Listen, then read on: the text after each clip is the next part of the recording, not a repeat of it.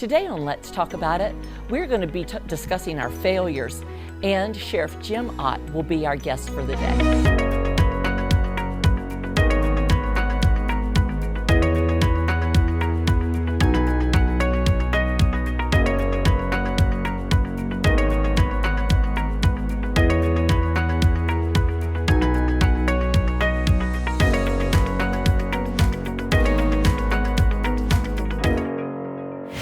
I have frequently prayed the prayer, God, use me, God, use me, God, use me.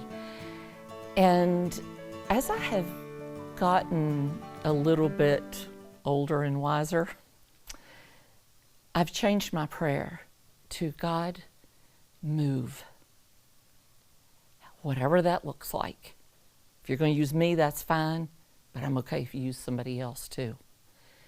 God, move. And let me be aware of it. So this year, maybe instead of constantly saying, God, use me, pray the prayer, God, move. See what that looks like in your life. See if it looks any different, if it feels any different. Because we frequently want to do for God.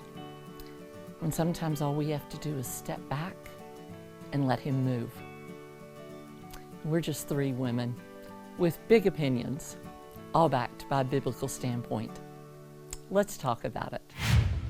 This segment is brought to you by Harry's Construction, whose motto is, if you can dream it, we can create it.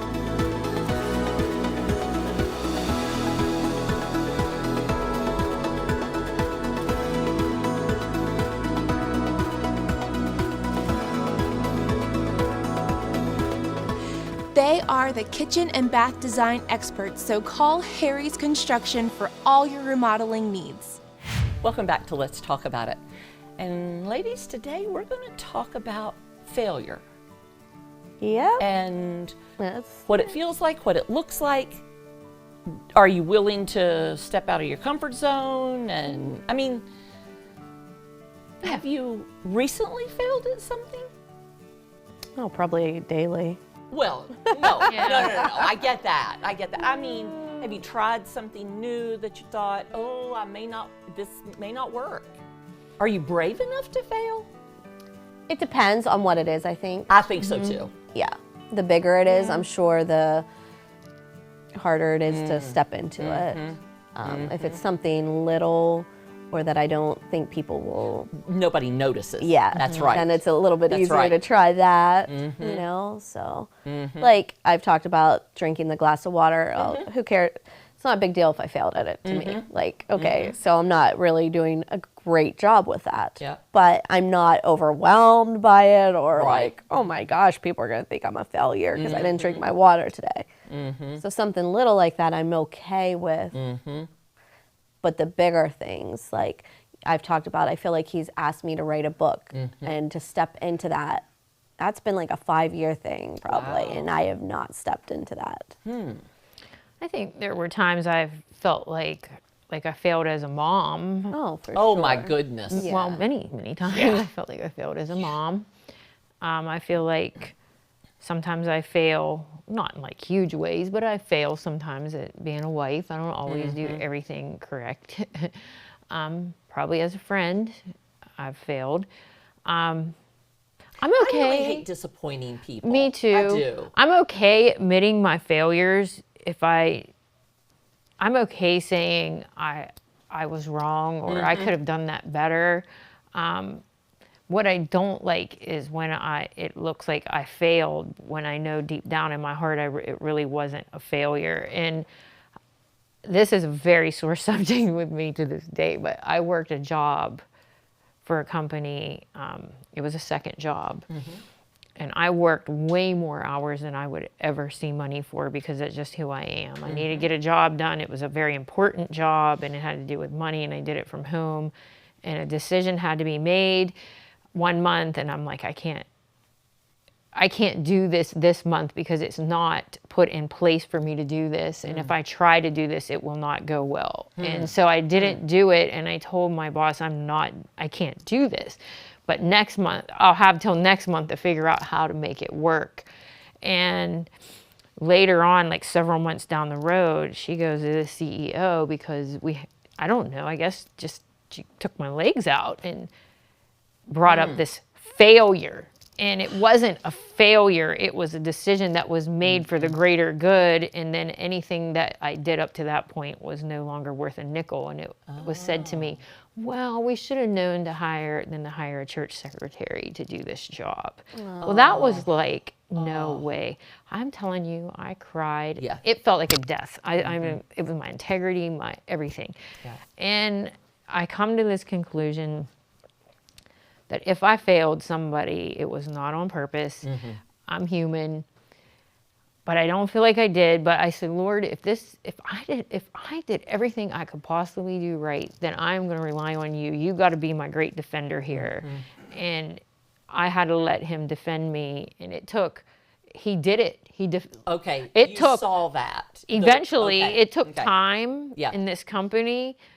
But oh yes, and I can lay my head down at night and I thank him all the time for that. Like you restored my integrity, you restored everything to me, and I'm so grateful.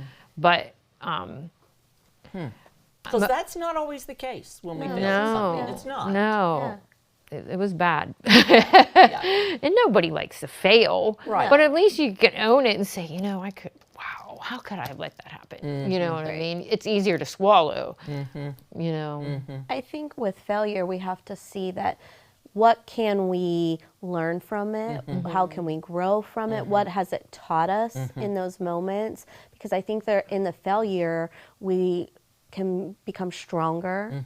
Is it failure or is it growth? Right. Right. We can learn how to lean more on God That's in right. those moments. That's How right. to trust Him more. And so I think we have to look at it differently than maybe how the world looks at failure. You know, as such a negative thing, where we can look at it as like, okay, where can I go from here? What is He teaching me in this? And you know, Romans 8:28 says, and we know that in all things God works for the good of those who love Him, who have been called according to His purpose. And so what is God working in and through this situation? If we're willing to surrender it to Him, to rely on Him, to trust Him, it really can bring us to a better place. It can. Yeah. It really can. And, you know, and what I learned through that whole experience was that God loved me enough to do that and allow me to see it every step of the way. He pulled me up out of that miry clay more than once, to the point that the person who made that nasty comment actually contemplated having me come back and work again, which I never would have done.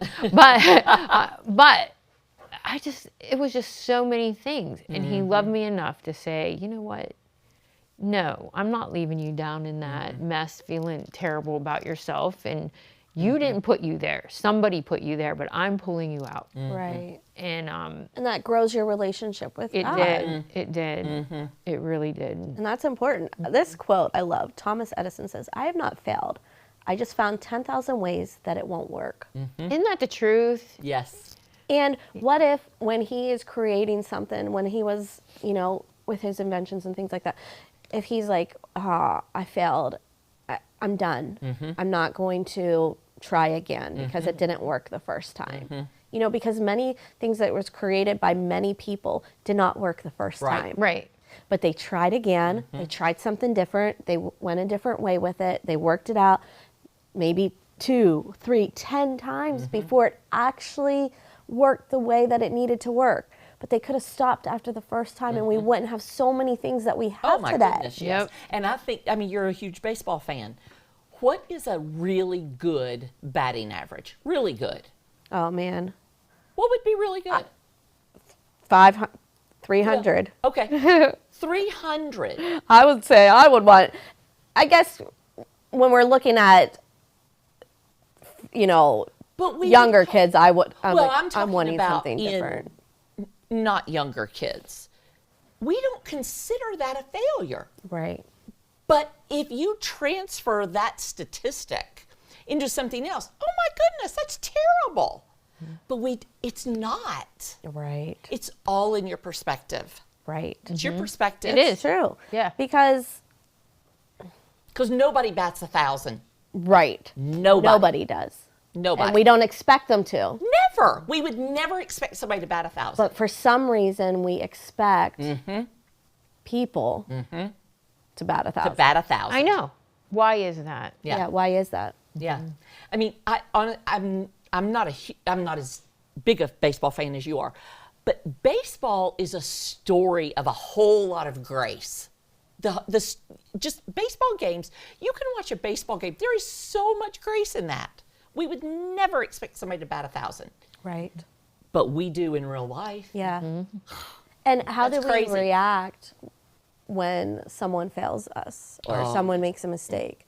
Do we give grace? Do we give forgiveness? Do we lift up and encourage? That's right. What do we do? That's right. You know, we're not the nicest people when people fail. We tend to be very harsh Right. when somebody fails us.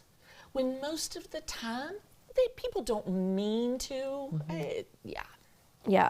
I mean, because no one's going out there like, well, I hope I failed today. I hope Yeah. I don't get it right. I hope Yeah. I upset someone. Right. No one's coming Right. at. Oh, I hope I ruined Kelly's day today. No. Right. Right. No. Like, we don't get up with that being, Right. Our Right. goal. yeah. Right. No one's goal is to fail. Yeah. You know, and no one likes to fail. Right. No one likes to be in that position.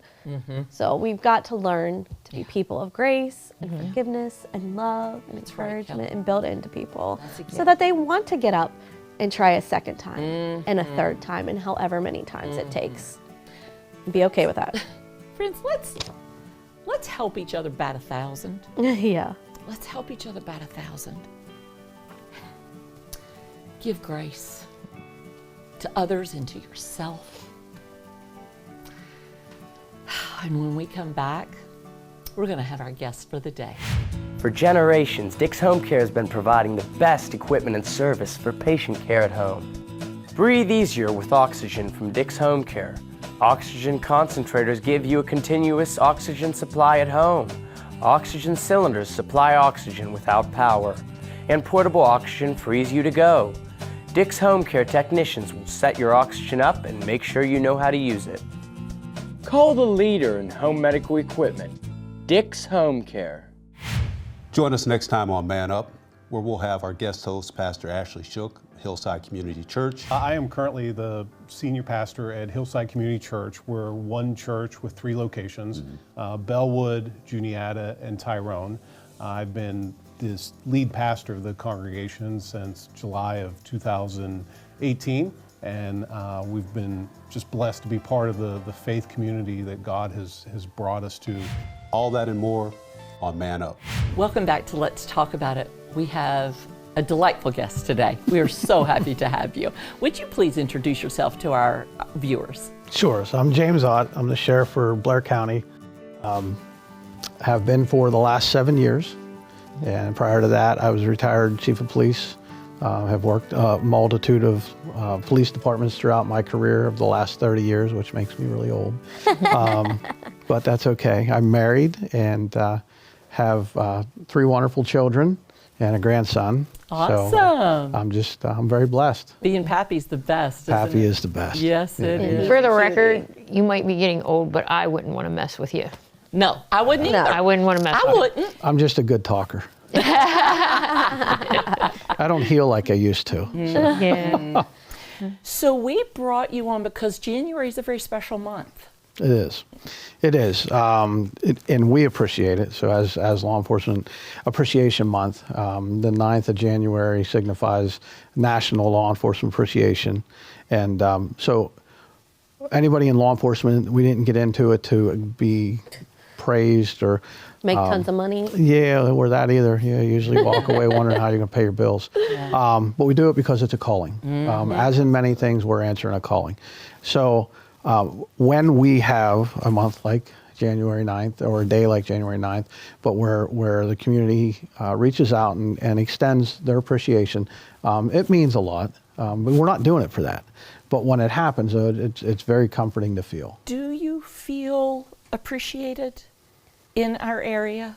Absolutely. Oh, do Good. you? I'm Absolutely. really glad to know that. I'm surprised at that. I was afraid you were going to say no. So. You know what? I'm fortunate, and I'm blessed. I've said I'm blessed. My whole entire career, I've been blessed, and many of us have been.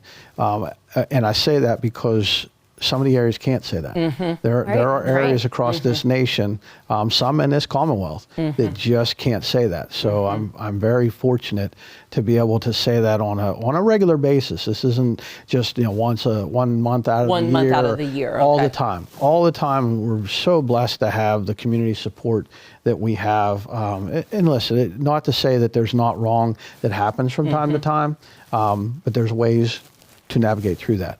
Nationally, some of the I actually decisions. love that you say that. There are ways to navigate through it. Well, sure. You have to say, we've got to work through this. We can't just go at it like that. Well, you can't. You can't on the side of the receiver who feels they're being wronged. You can't on the side of law enforcement who is making mistakes because they happen. Are they intentional?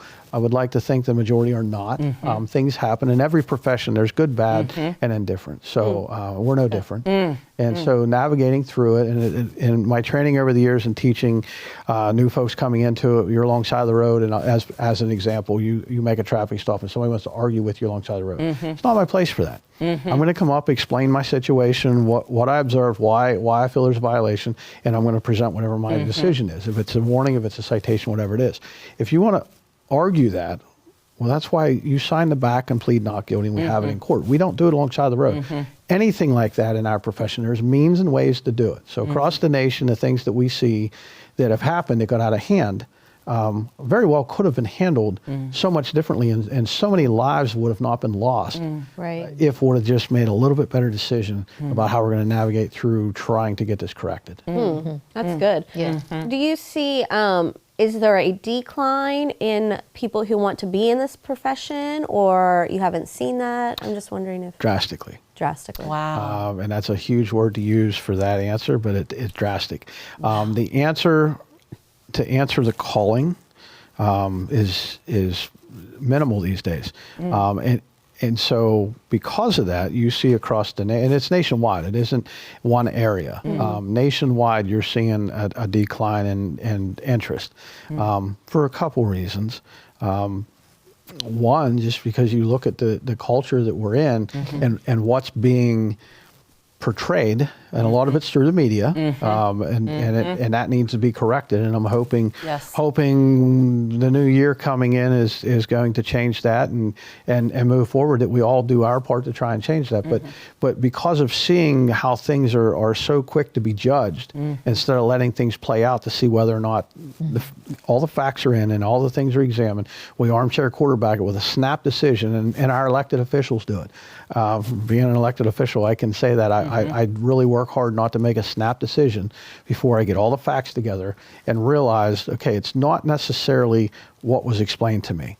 Let me get the rest of it. Yeah, hear the whole story. Both So you have people, so there's a reason for that. The pay is always a little lower. You would think everybody thinks that the pay should be better.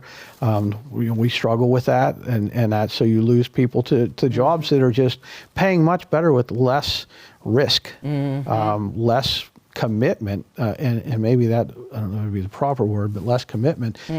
Like for my folks, for my deputies, when they come into their commitment to me or to our county, so they come into it knowing they're going to have to do a 19-week academy. When they go to work each day, they're going to don a vest, a 30-pound belt, till you're done with vest, belt, boots, everything, and you're about 30, 40 pounds of gear.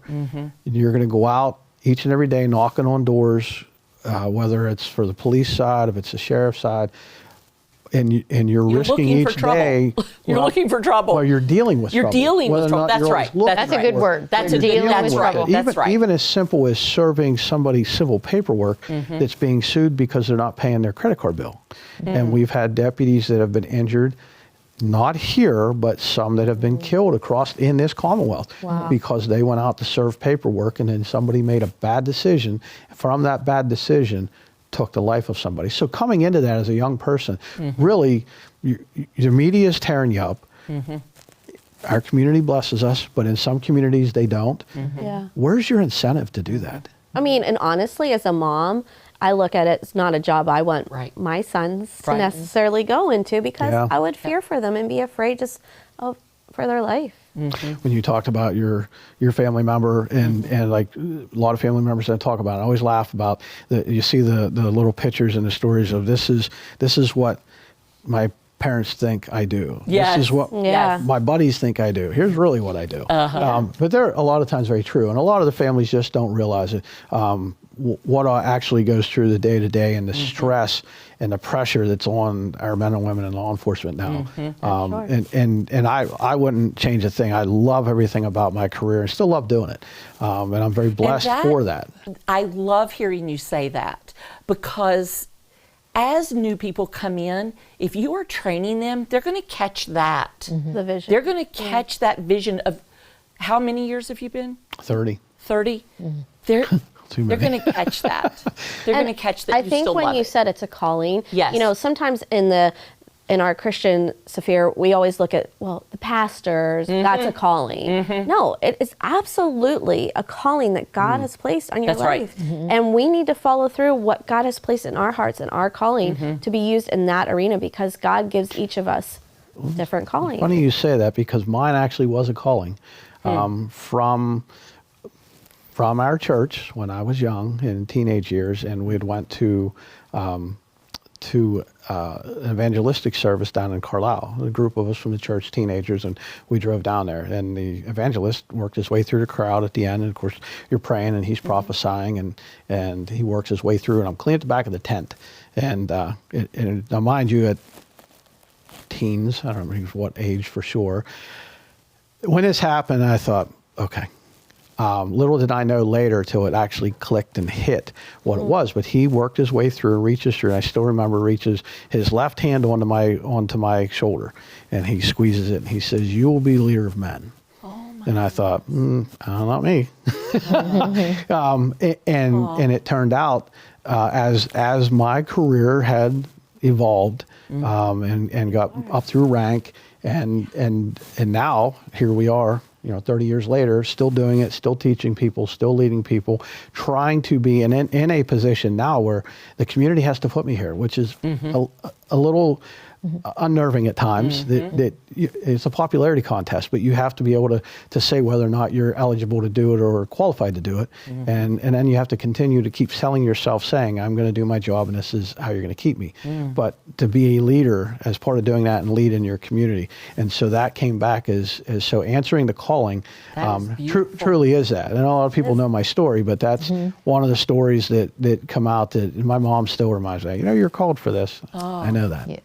Yeah, and when it's a calling, then that's when I think that you do have a joy in the job on even the hard days. And you can continue to do it for 30-some years because there's a calling there. Yeah. It makes it different. And I put in, and a lot of men and women do, we put into each and every day's practice, trying to lead, using the Lord to lead us. We started a program in my office where at our roll call at the beginning of each week that we pray and do obviously the climate or the culture doesn't always accept that in the workplace. So I'm very clear about it. Our roll call is over. Everybody's got your assignments. Listen, does anybody have anything else? No? Okay, at this time, roll call is over. I'm going to do a prayer for the week for everybody and ask for strength, for protection, for guidance and direction to make sure that we're guided in the right direction, making our decisions each and every day. Because every day that we do it, we have decisions to make, and they could be good or bad. And in situations that we go into that are good and bad, give us the strength to get through them. And so we do that. We do that every week, and not one time have I had one of my deputies say, "I'm going to step out for this." Every one of them shake their head and go, "Yep," and they bow their head and they pray along with us. That's awesome. So it's Thank fantastic. you for sharing that with us. That really means something. It really does. To me as a member of this community. When you see any law enforcement Let them know you appreciate them. Yeah. Pray for them. Thank you for joining us. One last closing Yes. part. I tell this at every one of our memorial services when we close. When you see any emergency vehicle going down the road, lights and siren, it's a fire truck, it's an ambulance, or a cruiser, say a quick prayer. Whatever the situation is, don't care what it is, whatever it is, say a quick prayer that whatever it is on all sides, it's positive or as positive as it can be, and everybody gets home safe. That's right. Thank you. That's Yes. a good idea. Wonderful. Thank you so much for Absolutely. joining us. And when we come back, we'll have your tip for the day.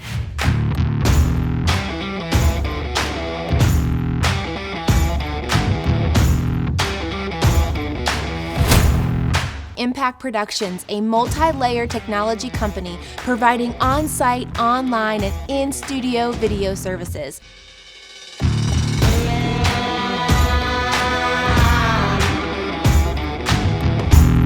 Contact Impact Productions to capture your story.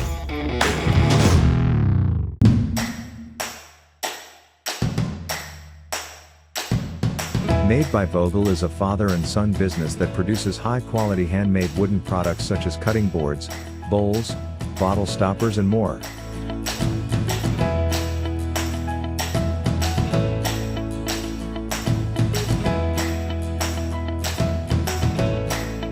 Products for sale can be found on their Etsy site or in downtown Altoona at the Clay Cup. You can't go wrong buying from Made by Vogel. Next time, we will talk about the end times, and we will have Pastor Jim Balzano as our special guest. I always thought we'll own that Wright Elementary someday. And I felt the Lord say, go back to that station.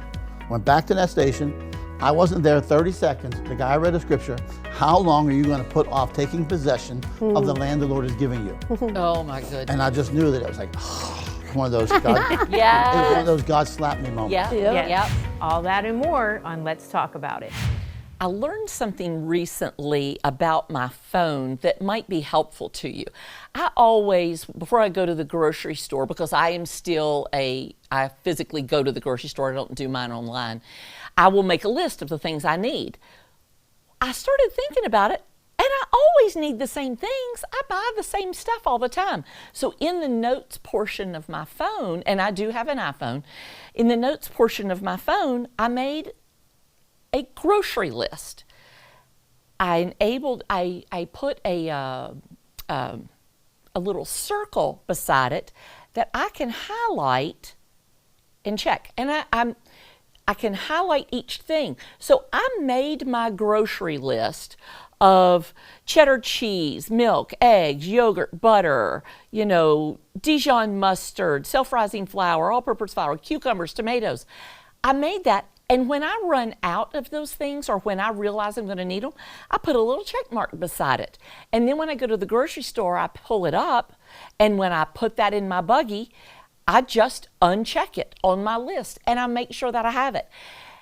These phones are amazing, you guys. We do not nearly use everything that we have, all of the capabilities that we have. So use your phone for your grocery list. Put it up. You always buy the same things. We all do. And if you have something new, you can put that on there too. So we are glad you've joined us today, and we'll see you next week on Let's Talk About It.